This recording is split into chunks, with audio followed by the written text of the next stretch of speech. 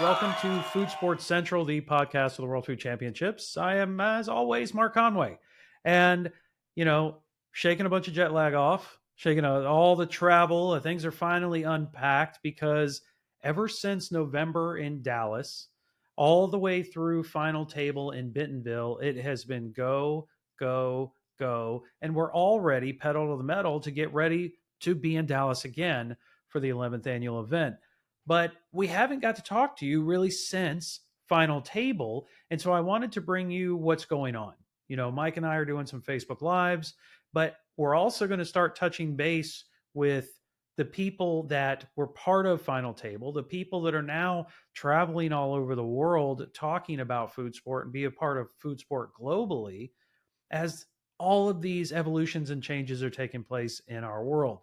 So you kind of have to pick, where do we start? Well, there's only one place to start when you talk about food sport, and that's with the champion. So I want to welcome to the show the new reigning world food champion all the way from Australia, Chef John McFadden. How you doing, buddy? Yeah, good. Thanks, mate. Very well. How are you? Man, I'm good. It's good to finally be able to catch up again after all the running around. And let's face it, I thought I was busy and traveling a lot, but you, my friend, are like the rock star of Australia right now in the world of everything. Yeah, look, it's been pretty sensational since I've been back, and the support sort of locally and across the country is it's been, I wouldn't say overwhelming, but yeah, pretty humbling too.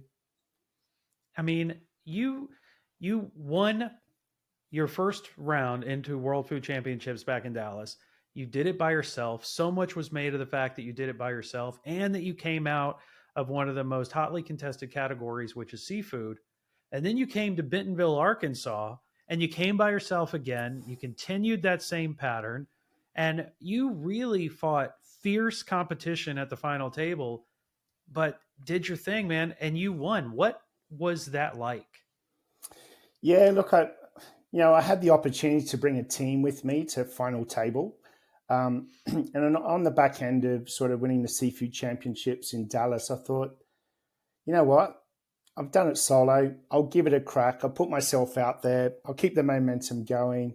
And yeah, I wouldn't say I had reservations, but I knew it was getting down to the pointy end of the competition, and yeah, big call to make.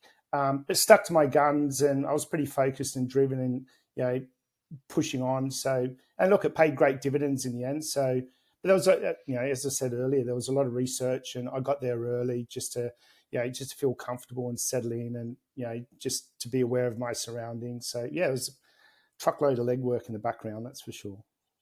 Yeah, and we caught up beforehand because you got in early. I got in early. We got to sit down and talk for a little bit, and you really kind of did. You scoped out the lay of the land. You went and looked for different places to pick up product, looked for the local produce, kind of wanted to get a feel for the area, and that really did play well into your strategy for those dishes throughout the 3 rounds of competition. Yeah, without a doubt. And it's always hard coming from a different country. The seasonalities here are opposite to over there in the US. So I had to sort of plan pretty carefully. Even getting to Bentonville to the culinary school there, school at Brightwater, I met a nice lady called Cindy. She did a personal tour for me prior to the competition. I found out they had a herb garden on site, indoor and outdoor. Particular herb I couldn't get my hands on, which was bronze fennel.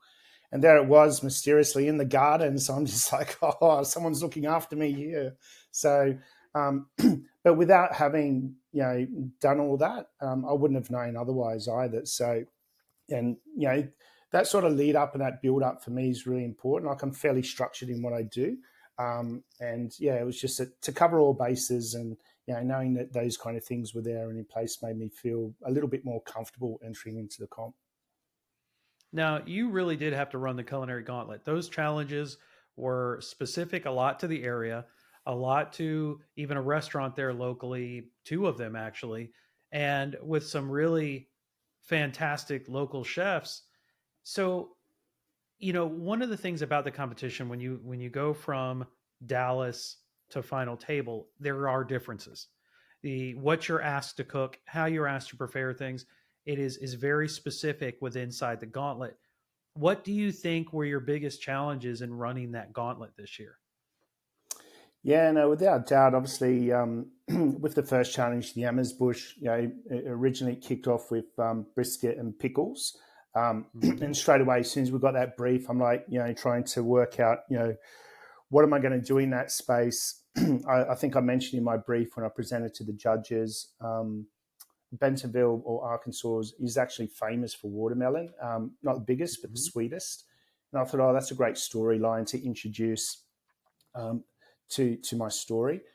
Rafael Rios, who's a James Beard nominated chef, award-winning chef. Mm-hmm. I've got some synergies with James Beard Foundation that go back many years. I did a Nonya style dinner there. So what I did was sort of bring, that watermelon, that story of the James Beard Foundation and incorporate it into a dish. So there was a bit of a journey and a story behind that. My probably biggest challenge for me, in all fairness, in three challenges was probably the Mexican challenge. Mm-hmm. Mexican, is popular here. It's nowhere near as big as what is in the States. And to do that taste and recreate, it was probably my biggest challenge.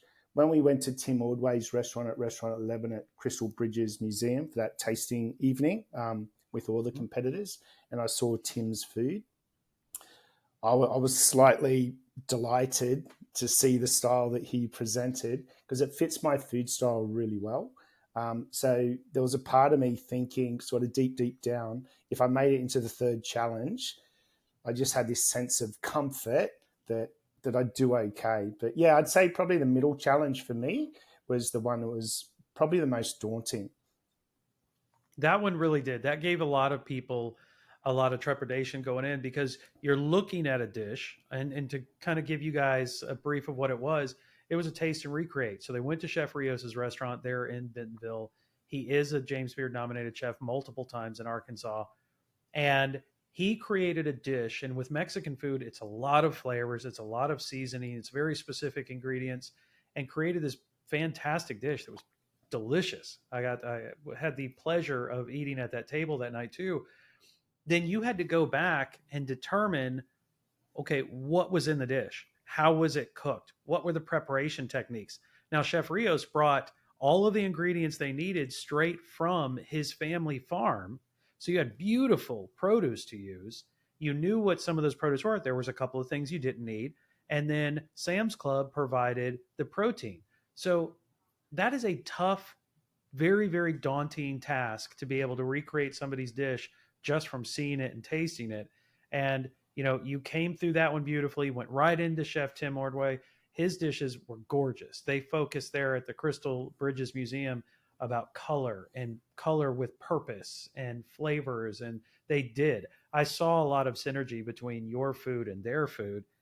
And then you come through and you find out of the final three standing, they call out your name and you've won in that moment, knowing you just completed a daunting gauntlet against 10 of the world, nine of the world's best.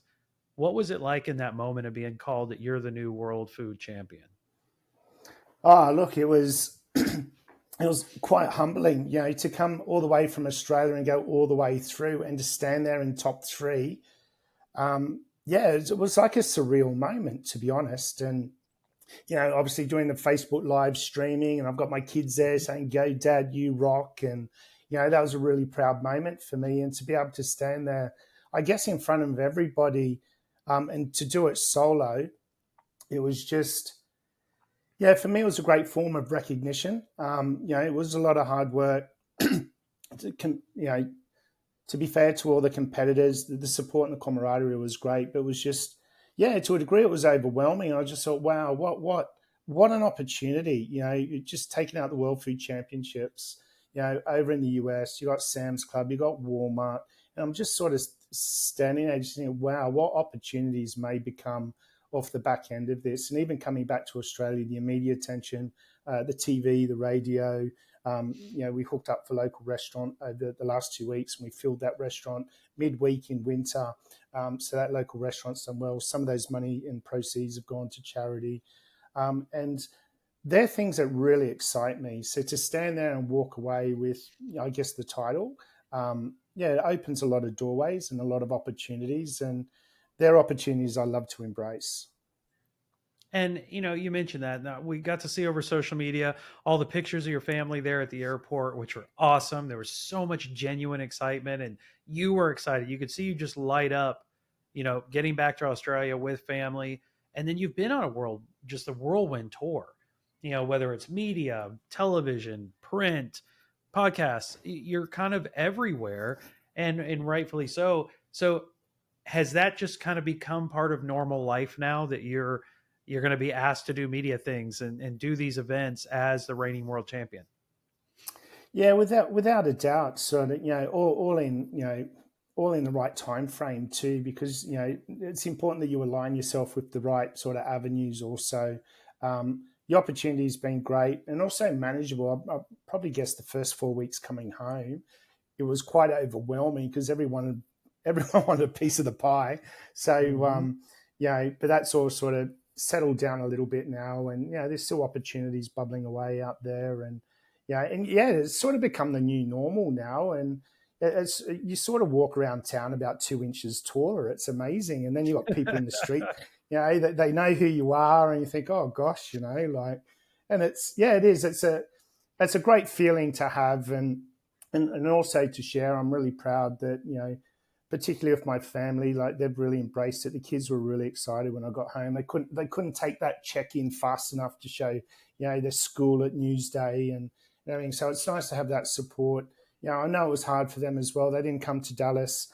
They didn't come to Bentonville, and that was a deliberate Mm-hmm. sort of strategy, as hard as it was. But we kept in contact sort of daily and did what we needed to do. But to be fair, I had a job to do. It wasn't a holiday. It was to compete, and I need to bring my A game, and to come back and sort of have that determination, that motivation, and the enthusiasm. Excuse me, it's paid great dividends. And even back here, like I was sharing with you earlier, like when we did the dinner at the restaurants, at a local restaurant here, I did the two dishes that won me the seafood category in Dallas, and then I cooked the two dishes that at Final Table for Tim Ordway and the team. We turned that into a 5-course meal, but what I got to do was introduce each of those dishes, the story, how those dishes came about, and behind the scenes at WFC, what it took, the connections I made over there, people that helped me on the journey. Although I didn't have a team, there was a lot of people that offered support, whether it was through sponsorship or Whitey over there driving me around. He provided my equipment, and people love those Mm-hmm. stories. They love to hear what it took, to rock up and win a world title. And that's what it took. It took a lot of work and 5 months worth of preparation. I probably spent, without a lie, half an hour, 45 minutes every day for 5 months researching, practicing, refining, checklists, prep lists, and it goes on and on. I must have gone through so much paper. It's insane. But that's the way I am. And if I apply myself to something, I give it everything I've got. And I think that's some really good advice for competitors who are watching right now or listening. Is you talked about it. It's the research, it's the practice, it's the prep list, it's the checklist, it's the everything. It's not just showing up and cooking a dish. It's not just writing the recipe. You're learning new techniques that make you better. Those prep lists and checklists are invaluable. Like if you've never run a restaurant or been part of a restaurant, and you're trying to figure out, okay, how do I compete? Doing stages in restaurants are a real good idea, because then you understand processes and you understand timing and you understand the techniques that are involved, because that's what you leaned on heavily, and it was very evident to see, is that you had all of your mise en place, and then you had everything laid out from they say go, you pick up your first knife till you put the last piece on the plate. That is all detailed out in your processes, and that's really what carried you through and why you were able to function so efficiently and effectively as a solo team. Yeah, look, and it had to be clinical because, like, even that final challenge at in Bentonville at Final Table, to do 10 dishes in 60 minutes solo. Mm-hmm. Yeah, look, I even when I went to the restaurant the other evening, and I And I read out my workflow to everybody, at the 3-minute mark, at the 4-minute mark, at the 6 minutes, 7, 9, 12. People were just floored. And even with my equipment list, I needed 6 saucepans, 2 fry pans, 3 spoons, and people were just like, oh my gosh, like this is crazy. But it had to be military precision. It had to. And even with the surf and turf, it was the sauce that made that dish. And if I didn't get the flavor profiles right from the get-go, that was the difference between a good dish and a great dish. But even the reduction, putting the cream had to go in the right time. You can only reduce it at a certain rate, otherwise you'll split the bejesus out of it. There was, although there was care, there was also precision, but it had to be quick, it had to be precise. And even towards the end there, when the clock was counting down, I think I was putting my garnish on the surf and turf with 60 seconds to go. And I could not have milked that clock any further on those 10 dishes. And mate, I was hauling ass. My bacon was on fire. And you were on fire because you crushed it. You walked away the winner. You're doing these media tours. You're doing dinners to help local restaurants and charity in the food sport world in Australia there to show them what's available. All the while, we're less than about 5 months from World Foods again. And you're going to walk into that arena this year as the reigning champion with that ginormous target on your back as you start your effort to repeat as champion.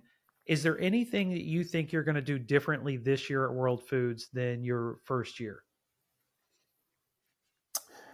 Yeah, that's a good call. Obviously, we're only 4 months away. So when you look at 4 months, only 16 weeks. So it's not that far away. So preparation for me has begun. I think what's been a lot easier this time around is I've already got connections there, and I've already reached out to them. So that's all lined up and sorted. Suppliers are sorted. Whitey's got my back in regards to equipment and supplies. So at least I don't have to sort that out. And mate, I'm going to keep the fire burning. I'm going to go solo. I'm in the seafood category, the benchmark set. Yes, it's a bloody big target, but you got to catch me first. You know what I mean? Right. So, I'm a chef by nature. I'm competitive. I'll give it my best shot. It's about planning, lesson planning, making sure the dishes, the techniques, the textures are there, and I'm maximizing the 60 minutes. I want to push it as far and as hard as I can. Look, not to scare anyone, but I need to up the ante. So that's the challenge. Well, I am very sure you're going to up the ante, and I'm sure you're going to come with your lists and your time marks. And again, this is one of those interviews that if you're a competitor, you want to listen to closely and take notes, because he just laid out how you are successful. And that is competing, that is running a restaurant. It doesn't matter. This is how you're successful, is these time marks, these processes, these plans. So I cannot wait to get on the ground in Dallas to watch you compete again. Guys, if you aren't already following the World Food Championships on Facebook and Instagram, you need to. And you can also follow the worldfoodchampionships.com. The website is going to have a lot more details, registrations, deadlines, dates, informations, everything you need to know to be a part of the World Food Championships will be there on the website. And I can tell you, from social media to the website, it's going to become fast and furious. You're going to have so much information coming out over less than the next 5 months, because now we're going in go time to get ready to see if Chef John McFadden can repeat, or will there be another first-time winner. Chef John, again, congratulations on being the new champion. Thank you. And we look forward to seeing you very soon, guys. Thanks for listening and watching, and I'll see you next time. See you later.